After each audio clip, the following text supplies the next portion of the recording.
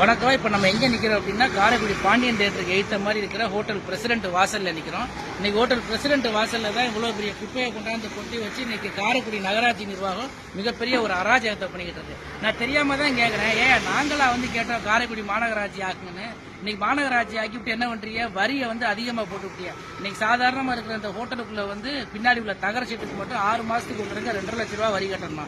அப்போ மாசத்துக்கு எவ்வளவு விழுகுது? மாசத்துக்கு 40,000 ரூபாய் வரி கட்ட வேண்டியிருக்கு. அவர் வரியும் கட்டி ஹோட்டலுக்கு வாடகையும் கொடுத்து எப்படி ஒரு ஹோட்டல் நடத்த முடியும்? நீங்களே நமக்கே அது புரிய வேண்டாமா? இவ்வளவு வரி எப்படி போட்டு யார் எடுத்து கட்ட முடியும்? இன்னைக்கு இங்கே மட்டும் இல்ல, காரைக்குடியில முக்கியமான பெரிய பெரிய கட்டடங்கள் எல்லாத்துலயும் இதே மாதிரி குப்பை தொட்டியில வச்சு நேரம் எடுத்துக்கிட்டு இருக்காங்க. இதெல்லாம் மக்கள் கண்டிப்பாக இது மிகப்பெரிய கண்டனத்துக்குரியது. நான் இன்னொன்னு தெரியாம தான் கேட்கிறேன், அவர் இந்த கட்டடத்துக்கு வரி கட்டல அப்படின்னா நீங்க கட்டடத்தை தான் பூட்டணுமே ஒழிஞ்சு நடு ரோட்ல கொண்டாந்து எப்படி அவர் குப்பையை வச்சு குப்பையை எப்படி நீங்க கீழே தள்ளி விட முடியும்? இன்னைக்கு இந்த இடத்துல எவ்வளவு மக்கள் இங்க போயிட்டு வந்துகிட்டு இருக்காங்க. இங்க பாருங்க, ஒரே நாய் இனிமா, ஒரே வாடை கப்பு ஸ்மெல்லு. நீங்க கட்டடத்து மேல நடவடிக்கை எடுங்க. அதை விட்டு ரோட்ல கொண்டாந்து குப்பையை கொட்டுறது இது மிகப்பெரிய அராஜகம்.